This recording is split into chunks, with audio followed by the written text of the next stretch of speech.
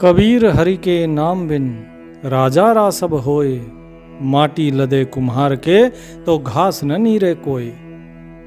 सदगुरु कबीर साहिब कहते हैं कि जो राजा है वो भी गधा बनता है अगर उसने नाम का सुमिरन नहीं किया तो। उसके ऊपर कुम्हार मिट्टी ला देगा और घास तक नहीं डाला और उसे ऐसे ही छोड़ दिया जाता है और वो भूखा ही रहता है। आज राजा है और अगला जन्म उसका गधे का होगा। क्यों? क्योंकि उसने नाम सुमिरन नहीं किया। जीवन नाम सुमिरन के लिए था, लेकिन उसे परमात्मा की तरफ लगाने की बजाय, मालिक के सुमिरन की तरफ लगाने की बजाय उसने लोकाचार में और इस संसार के भोग भोगने में ही व्यर्थ कर दिया इस जीवन को। कबीर साहिब कहते हैं कि केवल गधा ही नहीं, कुत्ता भी बनता है, सूअर भी बनता है। एक हरि के नाम बिन गधा कुत्ता सूर। कबीर साहिब कहते हैं कबीर हरि के नाम बिन नार कुकरी होए, गली गली भौंकत फिरे टूक न डारे कोई। अगर प्रभु का सुमिरन नहीं किया, इतने कीमती जो श्वास दिए हैं, अगर इन श्वासों से उस मालिक का सुमिरन नहीं किया तो कुतिया भी बनना पड़ेगा औरत को।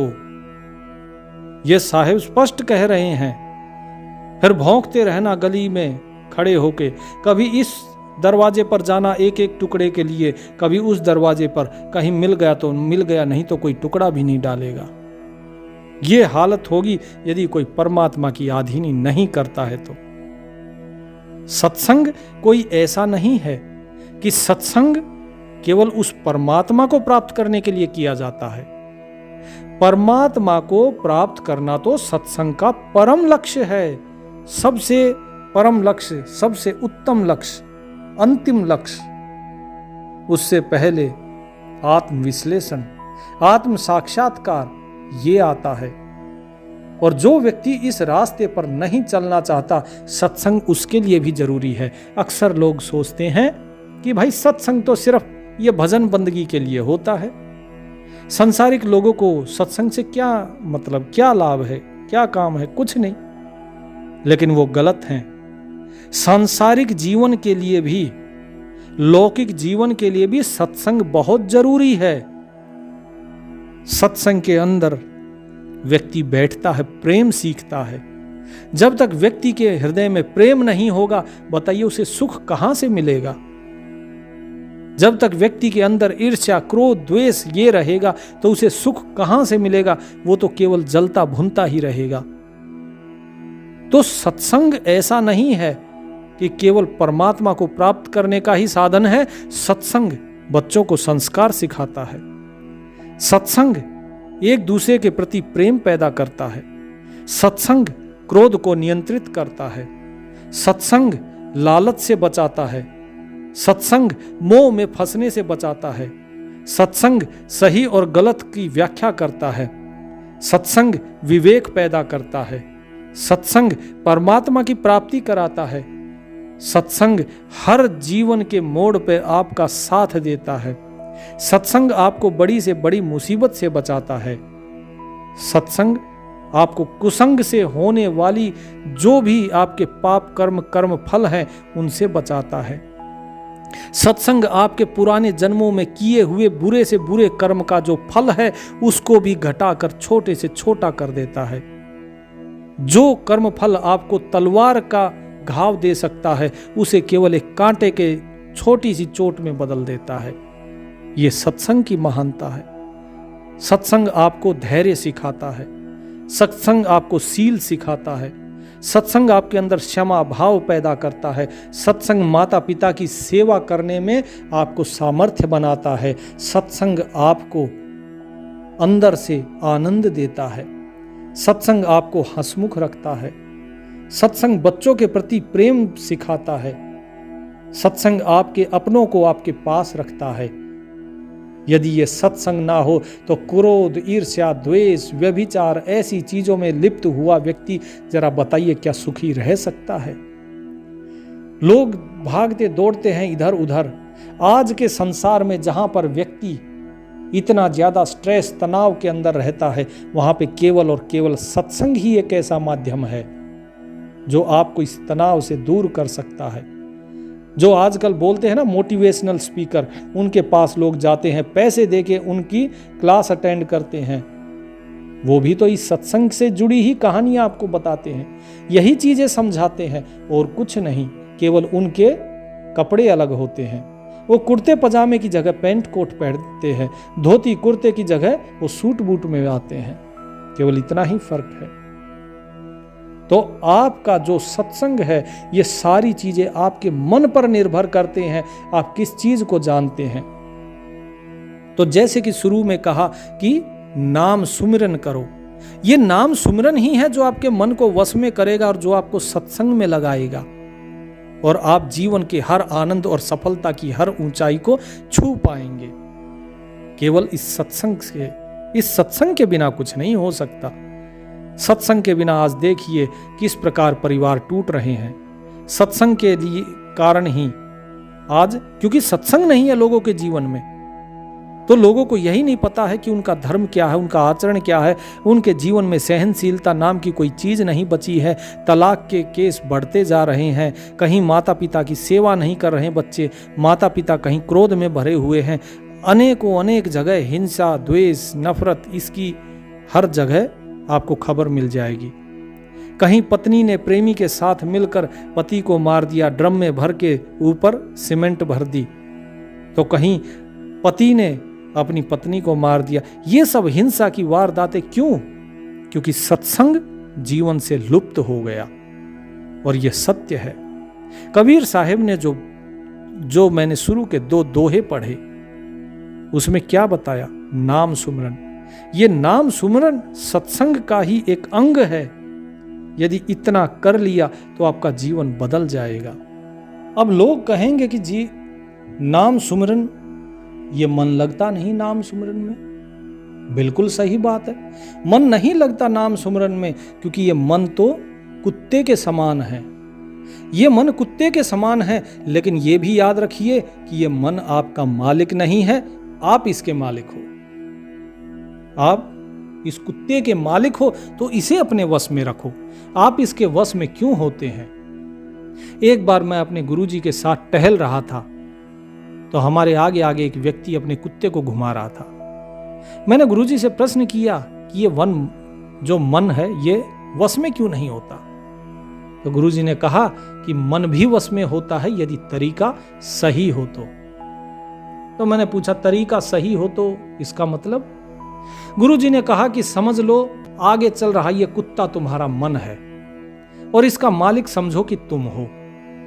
अब आगे जो भी हो रहा है उसे ध्यान से देखो और अनुभव करो, सिर्फ देखो नहीं, उसे अनुभव करो। अब मैंने देखा कि कुत्ता इधर उधर भागता है, कभी इधर भाग रहा है तो कभी उधर भाग रहा है, और थोड़ी देर बाद सूंघता हुआ वापस आ जाता है।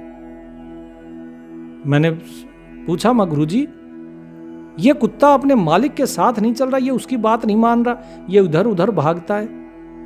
बोले बेटा तुमने ये तो देखा ये उधर उधर भागा, लेकिन ये भी देखा कि वो वापस आया। मैंने पूछा हाँ देखा। तो ऐसा क्यों कर रहा है वो ऐसा? तो उन्होंने बताया कि इसे अलग अलग तरह की गंध आ रही है। कुत्ते की नाक बहुत तेज होती है, उसकी सूंघने की क्षमता बहुत तीव्र होती है, वो इन गंधों को सूंघ रहा है कि ये आ कहां से रही है और इधर उधर भागता है वो। और जब इसे पता लगता है कि ये मेरे काम की चीज नहीं है तो वो वापस आ जाता है। इसी प्रकार ये मन भी है, ये मन भी इसी प्रकार, तुम्हारा मन इधर उधर भागता है और भाग के ये विषय वासनाओं के पीछे जाता है। जो गंध कुत्ते के लिए जो गंध है वो तुम्हारे लिए वासना समझो कि तुम्हारा मन इन वासनाओं के पीछे भागता है। तुम्हारी इंद्रियां इनके पीछे भागती हैं, इंद्रियों के माध्यम से ही तो तुम उन चीजों को महसूस कर पाते हो। काम क्रोध लोभ मोह अहंकार, ये सारी चीजें, ये जितनी भी चीजें हैं, नाक है गंध सूंघती है, जीभ अच्छे भोजन के लिए भागती है, कान सुंदर किसी धुन के लिए, संगीत के लिए ललायत होते हैं, तो ये सारी चीजें ये भागती हैं बाहर और तुम्हारा मन इसकी तरफ भागता है। लेकिन जब उसको या तो भोग लेता है, भोगने के बाद, या फिर उसकी अगर इसकी नश्वरता समझ में आ जाती है तो ये मन फिर से वापस आ जाता है। अब धीरे धीरे वो कुत्ते को लेकर मालिक अपने घर चला गया। हम लोग भी अपना वापस आ गए। अगले दिन फिर से जब हम टहलने निकले तो वो व्यक्ति जो मालिक था कुत्ते का, वो अपने कुत्ते को लेकर साथ में निकला। जैसे ही निकला तो निकलते ही कुत्ता दाईं तरफ मुड़ गया, जबकि उसका मालिक बाईं तरफ गया। मैंने गुरुजी से पूछा कि ये कुत्ता अपने मालिक की बात नहीं मानता है क्या गुरुजी? कल भी हमने देखा ये इधर उधर भाग रहा था और आज फिर देखिए निकलते ही ये इधर भाग गया दाईं तरफ, जबकि इसका मालिक तो बाईं तरफ गया है। ये अपने मालिक के साथ क्यों नहीं गया? ये विपरीत दिशा में क्यों गया? तो गुरुजी ने बताया कि ये रात भर अंदर रहा। जैसे तुम रात भर सोते हो तो तुम्हारा मन जो है वो शांत रहता है, वो भी सोया रहता है। ठीक इसी तरह ये भी रात भर अंदर रहा है और अब जब ये बाहर निकला है तो आजाद हुआ है, इसलिए अपने मन के मुताबिक इधर उधर दौड़ रहा है। इसे अब सुबह सुबह बहुत सी तेज गंध आ रही है और जब तक ये उस गंध को, ये कहां से आ रही है उसे ढूंढ नहीं लेगा, ये वापस नहीं आएगा। लेकिन जैसे ही ये उसे ढूंढ लेगा और ये इसको पता लगेगा कि ये इसके काम की चीज नहीं है, तब ये वापस आ जाएगा। और ठीक वैसा ही हुआ, कुत्ता वापस आ गया। तो गुरुजी ने बताया कि देखो तुम्हारा मन जो है वो भी सुबह सुबह जब जागता है तो उसके विचार, सोते समय कोई विचार नहीं होता, लेकिन जब जागता है तो उसके विचार भी जाग जाते हैं। उसकी वासनाएं, उसकी कामनाएं रूपी जो इंद्रियां हैं ये गंध का काम करती हैं और ये मन एकदम से उठते ही भागना शुरू होता है। तुम्हारे मन में विचार आते हैं, आज मुझे ये करना है, आज वो काम करना है, कल ये काम रह गया, आज वहाँ जाना है, इससे पैसे लेने हैं, उसको देने हैं। नाना प्रकार की जो तुम्हारी वासनाएं, विचार, कामनाएं हैं ये मन को घेर लेती हैं, अपनी तरफ आकर्षित करती हैं और ये मन एकदम से उनकी तरफ भागता है। अब जरा ध्यान दो कि क्या ये कुत्ते का मालिक कुत्ते के पीछे भागा? मैंने कहा नहीं, ये तो यहीं खड़ा हो गया। बोले ये यहां पर खड़ा रहा, ये उसके पीछे नहीं गया। इसी प्रकार तुम भी अपने मन के मालिक हो, ये मन तुम्हारा मालिक नहीं। यदि तुम इस मन के पीछे जाओगे तो ये मन और ज्यादा भागेगा, क्योंकि इसे लगेगा कि इसका मालिक इसके साथ आ रहा है। तो जहां जहां वो जाएगा, तुम अगर पीछे पीछे जाओगे तो उसको ये समझ आ जाएगा कि मेरे चलने से ये चल रहा है, तो इसीलिए कभी उसके पीछे नहीं जाना। इसको देखो, ये जैसे खड़ा है, इसी प्रकार तुम्हें भी स्थिर रहना है। या तो तुम अपने रास्ते पर चलोगे या फिर आप स्थिर रहो, यहां से इधर उधर नहीं जाना। और थोड़ी देर के बाद देखना, ये कुत्ता वापस जब देखेगा कि इसका मालिक नहीं आ रहा, ये वापस आएगा। और वो कुत्ता वापस आया भी।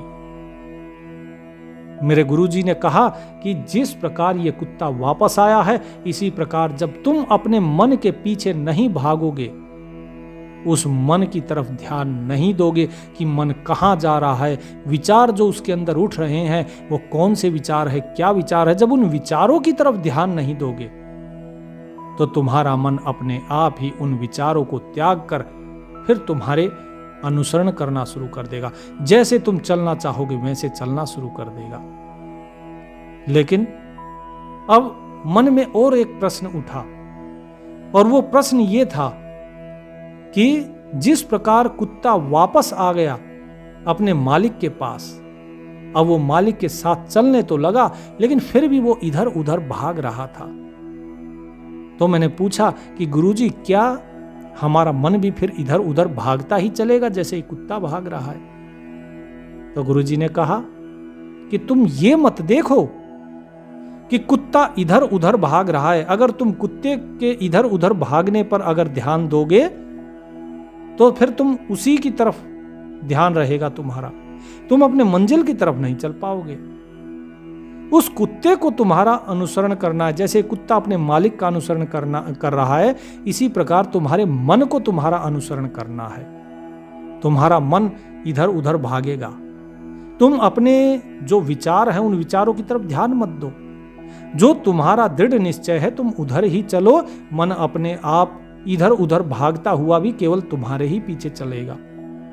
देखो हमें कितनी देर हो गई चलते हुए, ये कुत्ता इधर उधर भाग रहा है जरूर, लेकिन क्या तुम देख रहे हो कि ये कुत्ता वापस अपने मालिक के पास आ जाता है? अगर वास्तविकता में अगर देखोगे तो बेशक ये कुत्ता इधर उधर भागा है, लेकिन अंततः ये सीधा ही जा रहा है इसी रास्ते पे। मैंने कहा बिल्कुल सही बात है गुरुजी। तो उन्होंने कहा कि तुम्हारा मन भी इसी प्रकार इधर उधर भागता है, लेकिन यदि तुम अपने रास्ते पर चलते रहोगे तो मन अपने आप ही तुम्हारा अनुसरण करना शुरू कर देगा। वो बेशक इधर उधर भागे, लेकिन चलेगा वो उसी रास्ते पे जिस पे तुम चाहोगे।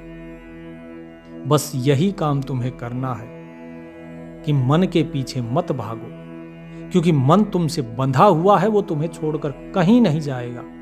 इसीलिए तुम अपने सत्य मार्ग पर चलते रहो। तुम सत्य मार्ग पे चलोगे तो मन खुद ही तुम्हारे पीछे आ जाएगा।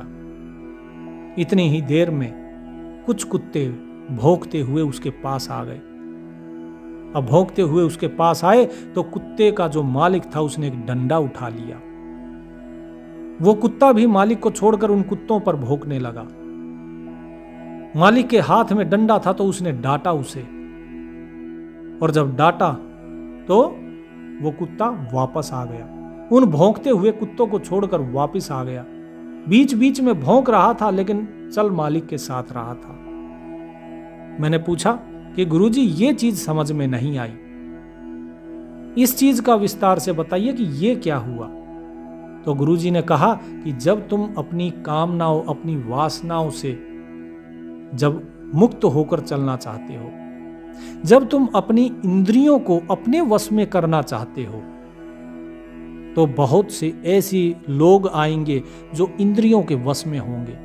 बहुत से शराबी आएंगे अपने मन के वश में जो होंगे, जो अपनी कोई काम के वश में, कोई क्रोध के वश में, कोई लोभ, कोई अहंकारी। इस प्रकार के बहुत से लोग तुम्हें इस संसार में मिलेंगे जो तुम्हें भटकाने की कोशिश करेंगे।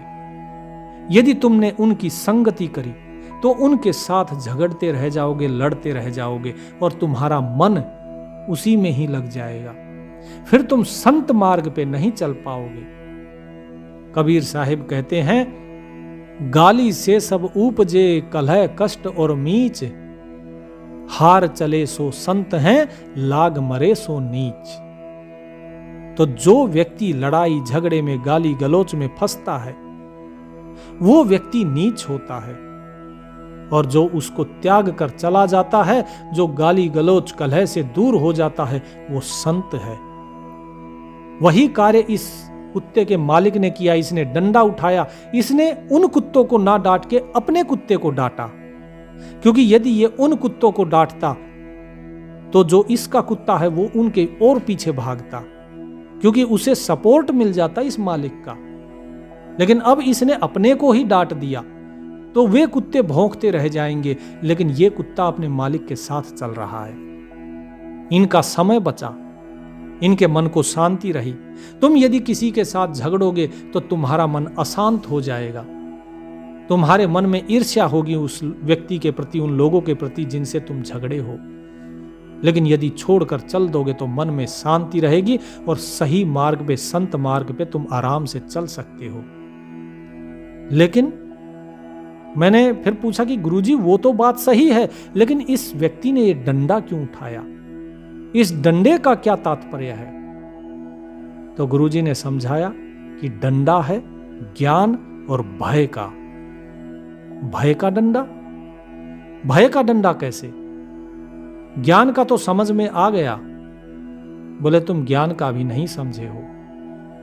ज्ञान का डंडा क्या है कि जो दूसरे लोग हैं उनके साथ झगड़ना नहीं।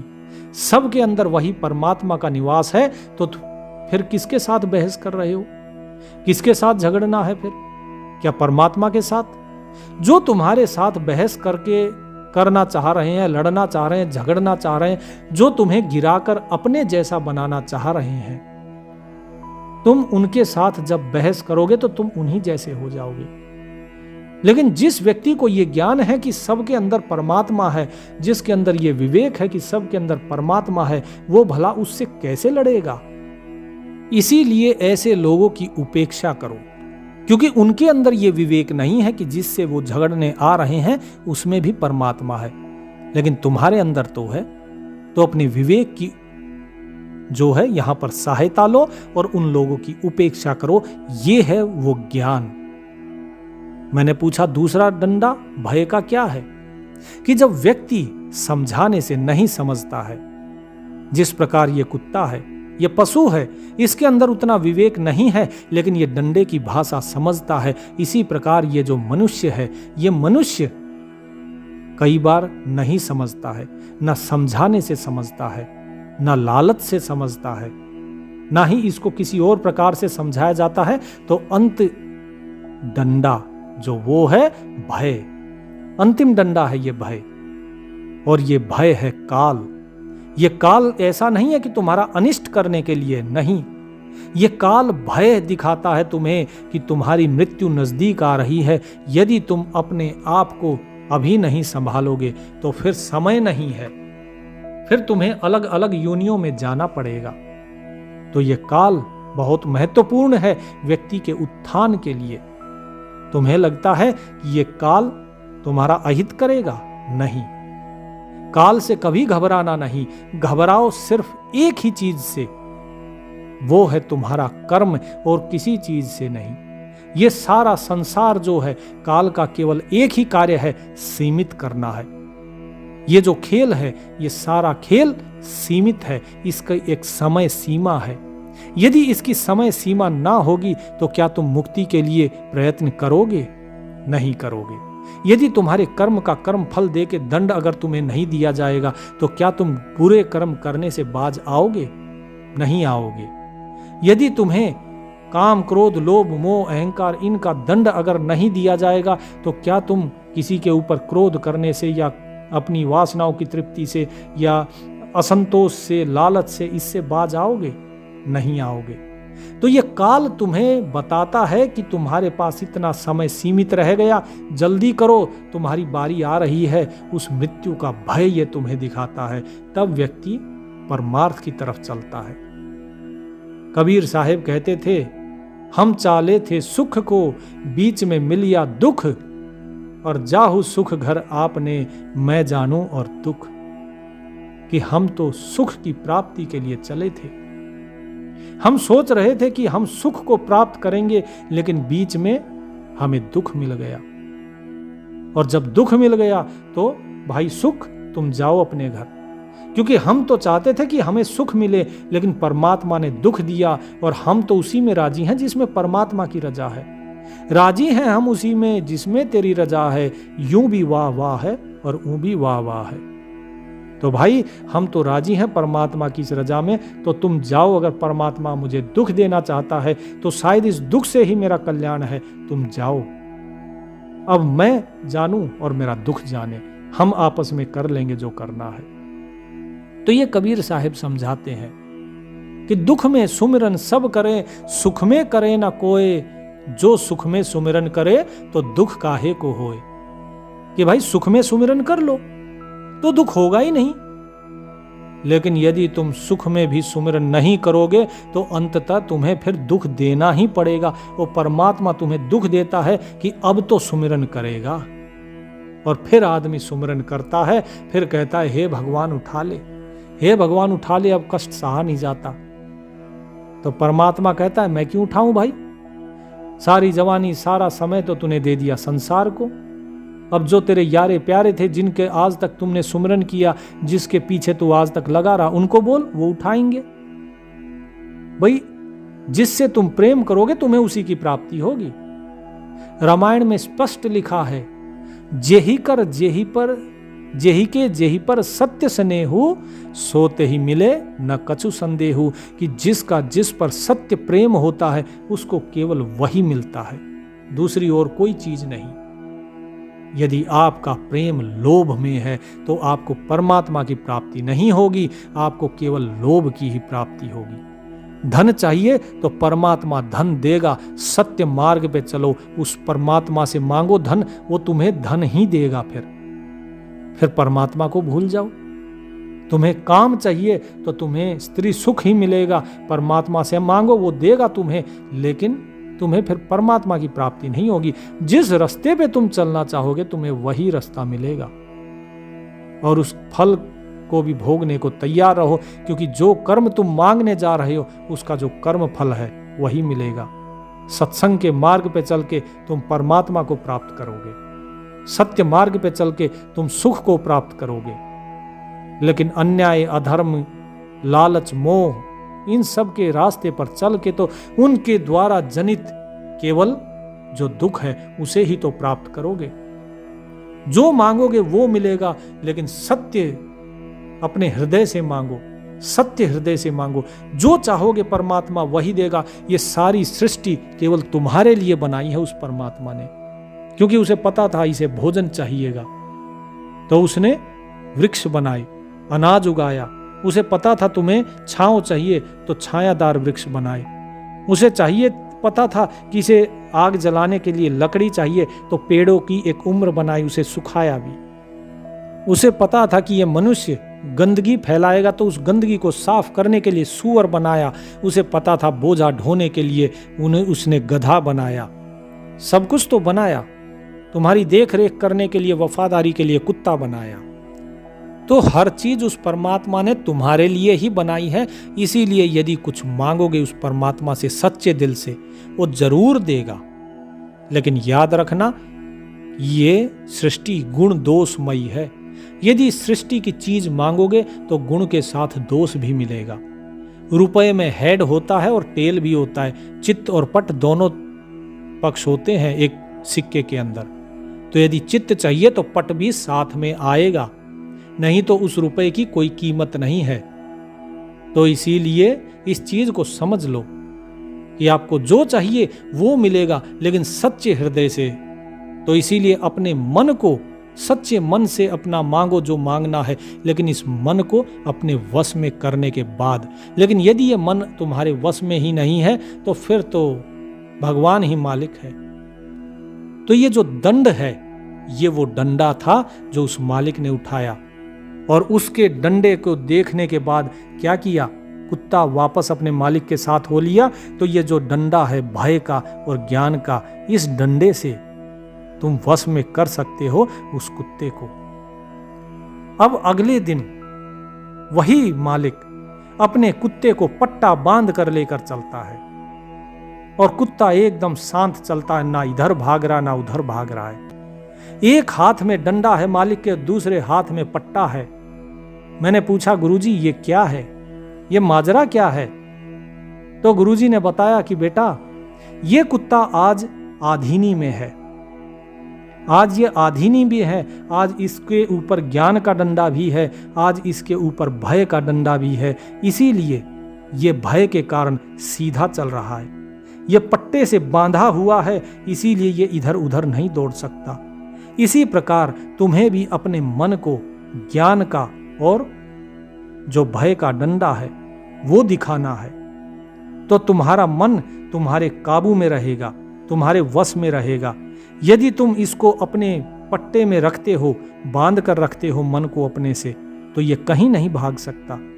लेकिन पहले धीरे धीरे इसकी उपेक्षा करना शुरू करो। जब ये मन देखेगा कि मेरी उपेक्षा हो रही है, मेरी कोई बात सुन ही नहीं रहा है, तो अपने आप ही ये तुम्हारे रास्ते पर चलेगा। और तब इसके गले में पट्टा डालो ताकि ये भविष्य में भी इधर उधर ना भाग पाए। तब तुम सही मुक्ति के मार्ग पे चल पाओगे, अन्यथा ये मन फिर से इधर उधर भागना शुरू कर देगा। मैंने पूछा, गुरुजी ये बात तो ठीक है, लेकिन जो पट्टा इसने बांधा है, आपने मुझसे कहा कि मैं भी इस मन को बांध लूं, लेकिन वो जो पट्टा है वो कौन सा है जिससे बांधा जाएगा? तो गुरुजी ने बताया, वो पट्टा है नाम सुमरन का।